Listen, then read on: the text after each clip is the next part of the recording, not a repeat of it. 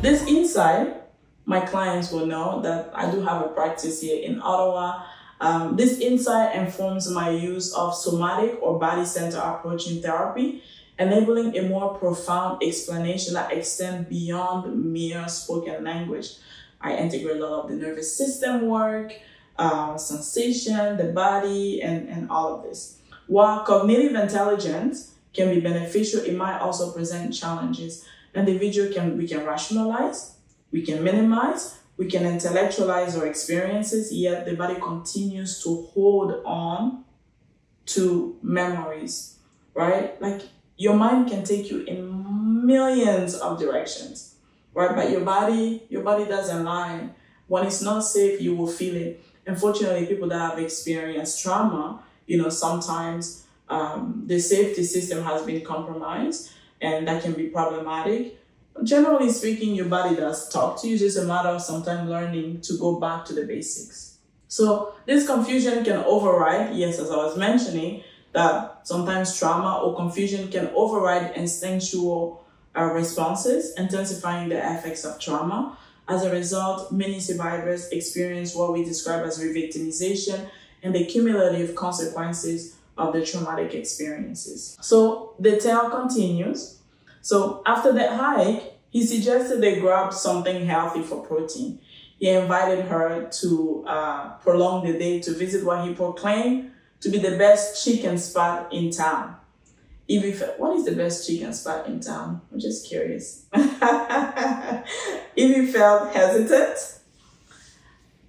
since she had left her daughter with someone for the entire day. But he was insisting, he was insistent, saying, we're having such a wonderful time and I don't want our dates to end.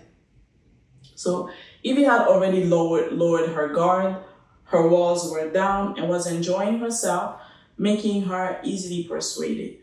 Upon arriving at the restaurant, they placed the order. While they waited, one of the owners initiated a conversation complimenting them on being a lovely couple. She said, you guys are such a beautiful couple, and noting how they reminded her of herself and also her husband. Evie began to clarify that they were not a couple, but before she could finish, he interrupted her. He thanked the lady and proudly referred to Evie as his girlfriend, emphasizing how fortunate he felt to be with such a beautiful and also an intelligent woman. The lady inquired about the duration of the relationship. Before she could respond, he interjected, stating that they had only recently met, yet he was sure, in his core, he was sure she was the one for him. Like, in his soul, he feels like they're soulmates. The lady then shared her enchanting love story about meeting her husband over 20 years ago, recounting how they recognized the soulmate connection after the first date. She mentioned that on their first outing, her husband declared that she was his person and intended to marry her. In less than a month later, they were wed, and the rest was history. She remarked, I sense the same energy from you too, and I can envision you getting married soon. Evie glanced at Liam. Remember, the body speaks louder. Non-verbal communication. Even silence, as a matter of fact, silence is a form of communication. So Evie glanced at Liam, noticing he appeared visibly uncomfortable and agitated, almost as if he felt trapped, like he wanted to escape.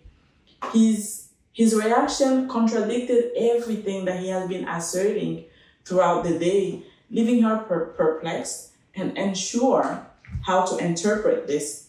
He suggested that instead of waiting at the restaurant, they should walk downtown to a nearby store, as he needed to buy something quickly to help him unwind later.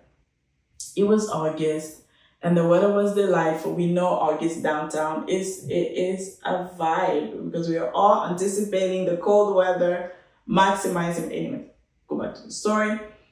The streets were bustling, filled with laughter, conversation, creating a perfect Saturday atmosphere as people enjoyed the final weeks of summer before the Canadian winter set in. Evie could sense his energy diminishing, feeling as if, he were anxious and vulnerable child, as if he was like an anxious and vulnerable child clinging to her tightly for emotional support. She inquired, "Is everything all right?" He replied, I don't have my glasses. I left them in the car. He expressed feelings of vulnerability and described himself as naked without them, mentioning that he felt self-conscious as if others could see right through him. At that moment, Evie struggled to understand his perspective, and aware that glasses could serve as a shield against exposure, he clarified, "It's not that, I'm just going to hold on to you." And this is a 6'3" black man was clinging to Evie's petite 5'1" frame for support, reminiscent of a child's energy. He eventually visited a cannabis dispensary, and she chose to wait outside as she's neither a smoker nor familiar with anything related to cannabis. On their return, it was notably quiet. Once they arrived back at the restaurant, they waited for a bit longer.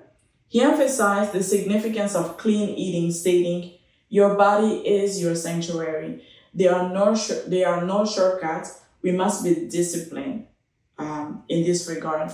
He noted that this discipline is something he finds highly attractive in Ivy.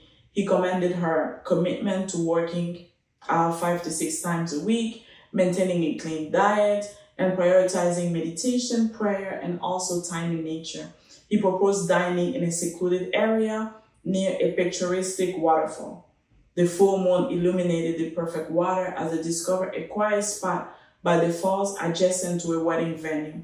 A wedding reception was taking place, and the guests, having indulged in drinks, invited them to join them for food and an open bar. They graciously declined their offer. The guests, they complimented them as a beautiful couple, and he proudly claimed her as his girlfriend.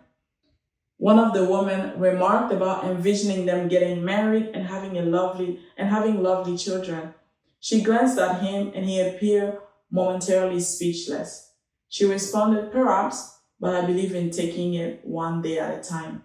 Their second date commenced at noon and concluded at around 11 p.m. The next thing, reflective questions.